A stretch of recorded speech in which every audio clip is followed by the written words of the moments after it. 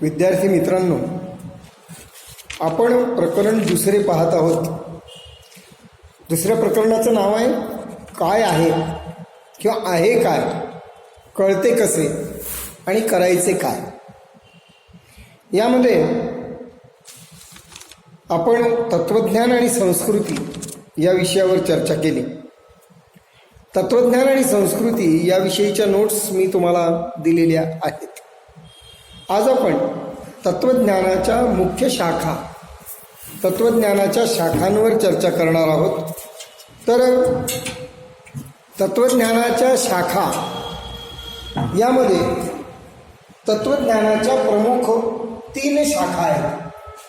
पहिली शाखा आहे सत्तामीमांसा.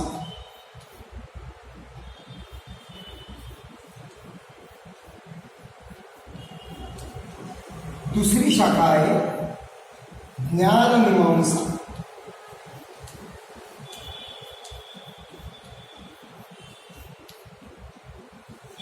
तिसरी शाखा आहे नीतिमीमांसा.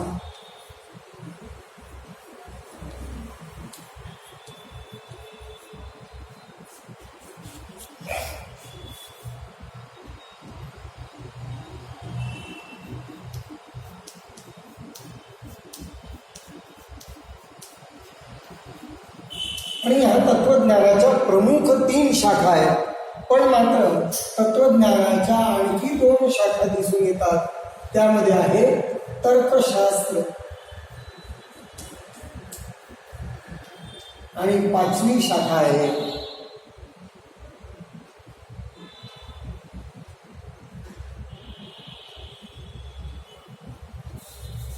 चौथी शाखा आहे तर्कशास्त्र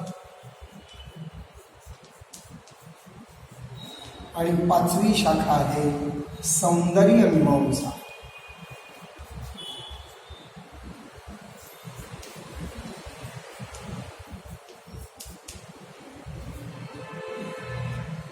तत्वज्ञानाच्या शाखा त्यामध्ये पहिली सत्तामीमांसा, दुसरी ज्ञानमीमांसा, तिसरी नीतिमीमांसा, चौथी तर्कशास्त्र आणि 5वी सौंदर्यमीमांसा. या 5 शाखांवर आज आपण बोलणार आहोत, आज आपण पाहणार आहोत. आता भारतीय तत्वज्ञानातील सत्तामीमांसा हा भाग ज्यावेळी आपण पाहिला त्यावेळी सत्तेचे स्वरूप जाणून घेणे, विश्वाची निर्मिती कशाच्या माध्यमातून झाली, विश्वाच्या निर्मितीसाठी निसर्ग कारण आहे का, विज्ञान कारण आहे का, ईश्वर कारण आहे का, मला ज्या ज्या गोष्टींचा अनुभव येतो त्या संबंधी काय कारण आहे, अनुभवाला येणाऱ्या आणि अनुभवापलीकडील गोष्टींचा अर्थ काय, या सर्व गोष्टींची चर्चा आपण भारतीय तत्वज्ञानातील सत्तामीमांसा यामध्ये केली. आज आपण सत्तामीमांसा, ज्ञानमीमांसा, नीतिमीमांसा या तत्वज्ञानाच्या प्रमुख शाखांविषयी बोलणार आहे. आणि याबरोबरीनेच तत्वज्ञानाची पुढील शाखा म्हणजे तर्कशास्त्र आणि सौंदर्यमीमांसा याविषयी आपण चर्चा करणार आहोत. सत्तामीमांसा ही तत्वज्ञानाची एक अत्यंत महत्त्वाची शाखा आहे. विश्वाची निर्मिती कशी झाली, विश्वाचा उगम कशात आहे, विश्वाच्या उगमाचे वास्तव काय, आपल्याला ज्या ज्या सर्व गोष्टींचा अनुभव येतो आणि ज्या ज्या सर्व गोष्टी आपल्या अनुभवाच्या पलीकडच्या आहेत त्याच्याशी आपला स्वतःचा संबंध काय, यातील सत्तत्व काय, यातील वास्तव तत्व काय, माझ्या भावना आणि माझं अस्तित्व याचा संबंध काय आहे, वेदना, संवेदना, इच्छा, भावना या सर्वांचा संबंध काय आहे, आपल्याला जे भास होतात ते भास आणि सत्ता याचा संबंध काय आहे, आपल्याला पंच ज्ञानेंद्रियांच्या माध्यमातून जे सर्व अनुभव येतात त्याचा आणि पंच ज्ञानेंद्रियांच्या पलीकडे ज्या ज्या काही गोष्टी विश्वामध्ये अस्तित्वात आहे त्यांचा काय संबंध आहे, या सर्व गोष्टींची चर्चा, या सर्व गोष्टींमध्ये दृष्टिक्षेप घेण्याचे कार्य तत्वज्ञानाची सत्तामीमांसा ही शाखा करीत असते. अनुभव म्हणजे काय, वास्तव म्हणजे काय, अनुभवाच्या पलीकडील काही गोष्टी म्हणजे काय, या सर्व विषयांचा अभ्यास तत्वज्ञानाची ही शाखा करीत असते. आणि म्हणून विश्वाचे गूढ काय, विश्वाचं मूळ तत्व काय आहे, विश्वाचा उगम कशामध्ये आहे, अनुभवाचा उगम कशामध्ये आहे, अनुभवाच्या पलीकडे काय आहे, या सर्वांमधील सत्तत्व शोधून काढण्याचं काम तत्वज्ञानाची सत्तामीमांसा ही शाखा करीत असते. अशा प्रकारे सत्तामीमांसा म्हणजे काय, तर विश्वाचं सत्तत्व शोधून काढण्याचं काम म्हणजे सत्तामीमांसा होय असे आपल्याला दिसून येते. तत्वज्ञानाची दुसरी शाखा आहे ज्ञानमीमांसा. ज्ञानाविषयी जाणून घेणे. विश्वामध्ये आपल्याला अनेक बाबी दिसतात, अनेक गोष्टी दिसतात, अनेक घटना दिसतात. काहींचा अनुभव घेणे शक्य असते, काहींचा अनुभव घेणे शक्य नसते. काही गोष्टी अनुभवाला येतात, काही गोष्टी अनुभवाच्या पलीकडे असतात. मग या आपल्या जीवनामध्ये बुद्धीच्या माध्यमातून सत असत, अस्तित्व, आभास, भास या आणि अशा अनेक कल्पना आपल्याला दिसून येतात आणि आपल्या मनामध्ये वैचारिक गोंधळ निर्माण होतो. मग या सर्व कल्पनांना स्पष्ट करून सांगण्याचं काम जी शाखा करीत असते त्याला आपण ज्ञानमीमांसा असं म्हणतो. ज्ञानाविषयी जाणून घेणे, ज्ञानाविषयी चिकित्सा करणे, ज्ञानाविषयी मनन करणे. ज्ञान म्हणजे काय, ज्ञान आणि बुद्धी यांचा संबंध काय, या सर्व गोष्टी जाणणे, समजून घेणे हे तत्वज्ञानाच्या ज्ञानमीमांसा या शाखेमध्ये आपल्याला दिसत असते. ज्ञान कसे प्राप्त होते, ज्ञानाची साधनं काय, ज्ञानाचं साध्य काय, प्रत्यक्ष ज्ञान, अप्रत्यक्ष ज्ञान, अनुमान ज्ञान, प्रज्ञा ज्ञान या सर्व ज्ञान साधनांचा संबंध काय, या सर्व गोष्टींचा विचार तत्वज्ञानाच्या ज्ञानमीमांसा या शाखेमध्ये आपल्याला दिसून येतो. आभास आणि प्रत्यक्ष ह्या दोन गोष्टी आपल्याला इंद्रियांच्या माध्यमातूनच कळत असतात. माझं घर लावलेलं असते, माझ्या घराच्या दारावर ठकठक ठकठक आवाज ऐकू येतो, बेल वाजवली जाते आणि आपल्याला त्या बेलचा आवाज येतो आणि आपल्याला असं वाटतं की हा एक भास आहे. आपण जाऊन पाहतो, पंच ज्ञानेंद्रियच आपल्याला सांगतात की अरे हे सत्य नाही आहे, हा आभास आहे. मग भास आणि सत्ता, भास आणि खरं, भास आणि वास्तव यातील संबंध काय, याचा ज्ञानाशी संबंधी काय, याविषयीची चर्चा ज्ञानमीमांसेमध्ये आपल्याला दिसून येते. मृगजळ नावाची एक कल्पना आहे. खूप ऊन पडलेलं असते, उन्हामध्ये दूरवर आपल्याला अशा ज्वाळा दिसत असतात, पण आपल्याला असं वाटतं की ते पाणीच आहे. पण आपण थोडं जवळ जाऊन पाहतो तर आपल्याला असं वाटतं की नाही नाही, हे तर पाणी नाही, हे तर मृगजळ आहे. मग पंचज्ञानेंद्रियच आपल्याला, आपले पंचज्ञानेंद्रियांमुळे आपली फसगतही होते, पण पंचज्ञानेंद्रियच आपली फसगत दूर करतात. मग ज्ञान म्हणजे काय, तर विश्वाचं वास्तव स्वरूप समजून घेणे, विश्वामधील आभास काय आहे, भास काय आहे याविषयीचं चिंतन करणे, याविषयी आपली दृष्टी तयार करणे, ही जी शाखा आहे याविषयीचा विचार तत्वज्ञानाच्या ज्ञानमीमांसा या शाखेमध्ये आपल्याला दिसून येतो. तत्वज्ञानाची तिसरी शाखा आहे नीतिमीमांसा. नीतिमीमांसा, नीती जी आपल्याला योग्य मार्गाने वाहून नेते, घेऊन जाते, ती नीती. नीती म्हणजे जीवन जगण्याची योग्य रीत. आपले दैनंदिन जीवन आणि नीती यांचा अतिशय जवळचा संबंध असतो. आपल्या जीवनासंबंधी काही निश्चित अशा कल्पना असतात. आपल्या जीवनासंबंधी आपली काही निश्चित अशी ध्येय असतात. आपल्या जीवनासंबंधी काही निश्चित अशा धारणा, समजुती आपल्या स्पष्ट झालेल्या असतात आणि त्याच्या माध्यमातून आपण आपलं जीवन जगत असतो. How to live the life. जीवन कसं असावं, जीवन कसं नसावं, जीवनात काय असावं, जीवनात काय नसावं, जीवन यशस्वी कसं होईल, जीवन अयशस्वी होण्यातून कसं वाचेल, या सर्व गोष्टींचा विचार आपण नीतीच्या माध्यमातून करत असतो. तत्वज्ञानाची नीतिमीमांसा ही शाखा आपल्याला याविषयीचा योग्य दृष्टिकोन देते.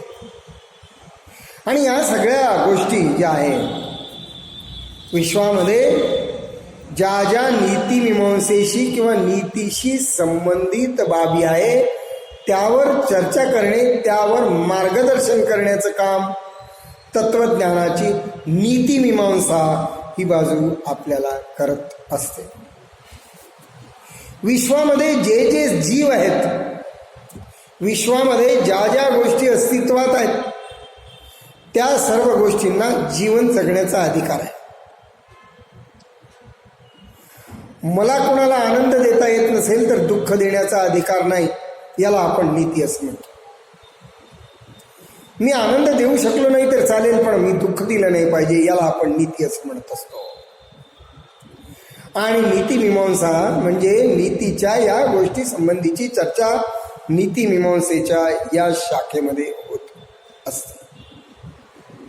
वेदना, संवेदना, नाते, न्याय, अन्याय या सर्व दैनंदिन जीवनातील, आपल्या जीवनातील अविभाज्य कल्पना आहे. या कल्पनांशिवाय माणसाला जीवन जगता येत नाही. माणसामधील या सर्व कल्पनांचं योग्य ते विश्लेषण करून त्याला योग्य ते मार्गदर्शन देण्याचं काम नीतिमीमांसा या शाखेतून होत असते. जीवनात काय असावे, जीवनात काय नसावे, जीवन नैतिकदृष्ट्या काय, म्हणजे नैतिकदृष्ट्या जीवन कसं चांगलं होऊ शकेल, जीवनातल्या काय कोणत्या बाजू नैतिक आहेत, कोणत्या बाजूने आपण जीवन जगावं, या सर्व गोष्टींची चर्चा तत्वज्ञानाच्या नीतिमीमांसा या शाखेच्या माध्यमातून केली जाते. आणि म्हणून नीतिमीमांसा ही तत्वज्ञानाची शाखा सुद्धा अत्यंत महत्त्वाची अशी शाखा आहे. बघा, आपण तत्वज्ञानाच्या प्रमुख 3 शाखा पाहिल्या. पहिली शाखा सत्तामीमांसा, विश्वाविषयीचं सत्य जाणून घेणारी शाखा, मूळ तत्वाचा शोध घेणारी शाखा, माणसाचं कुतूहल, जिज्ञासा वाढवणारी शाखा आणि याला उत्तर देणारी शाखा म्हणजे सत्तामीमांसा. दुसरी शाखा ज्ञानमीमांसा. मनुष्य हा बुद्धिजीवी प्राणी आहे, त्याचप्रमाणे तो समाजशील आहे. मग बुद्धिजीवी आणि समाजसेवी किंवा समाजशील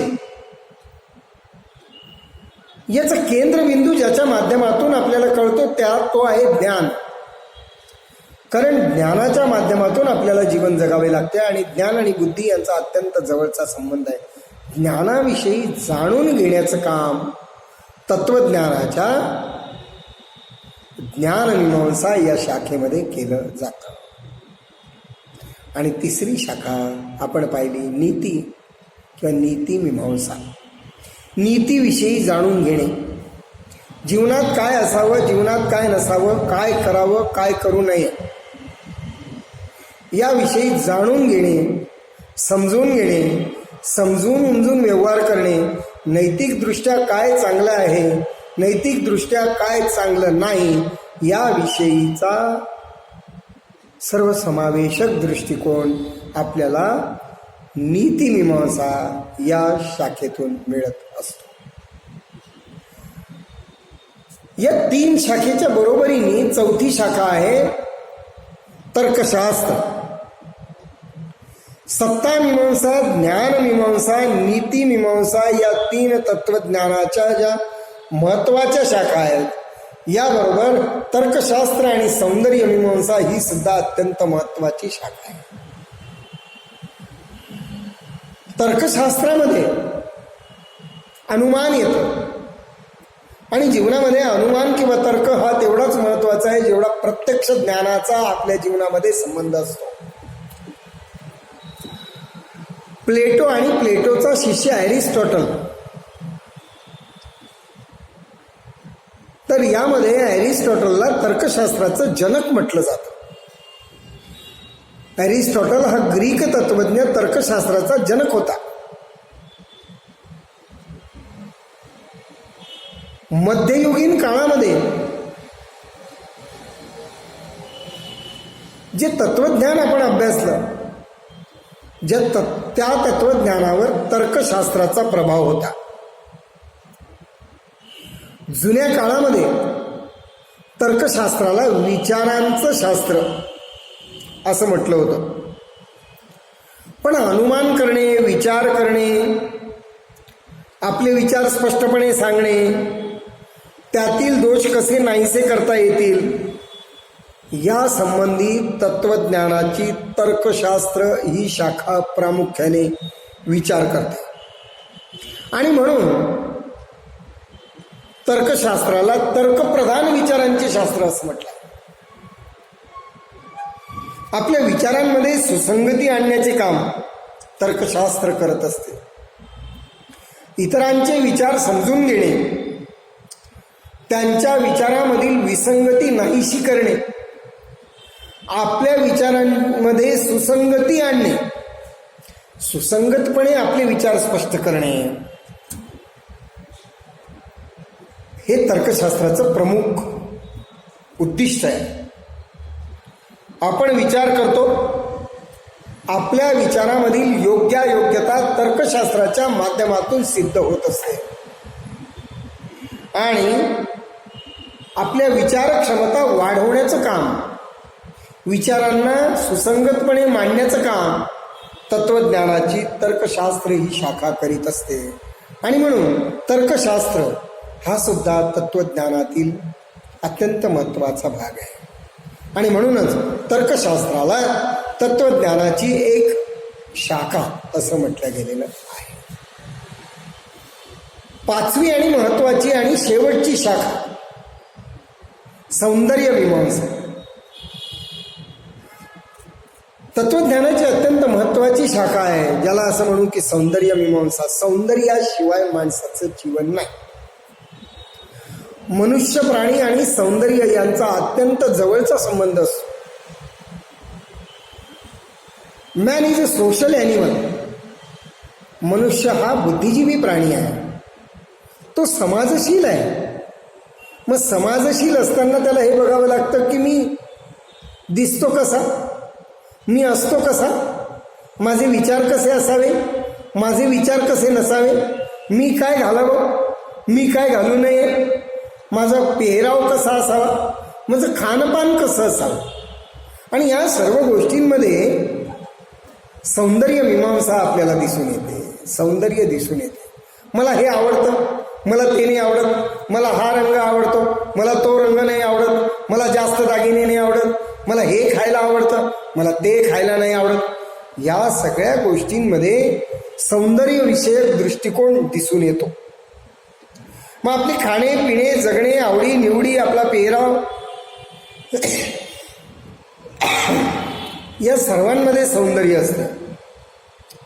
मग सौंदर्य ही एक वस्तू आहे का, की सौंदर्य हा एक अनुभव आहे?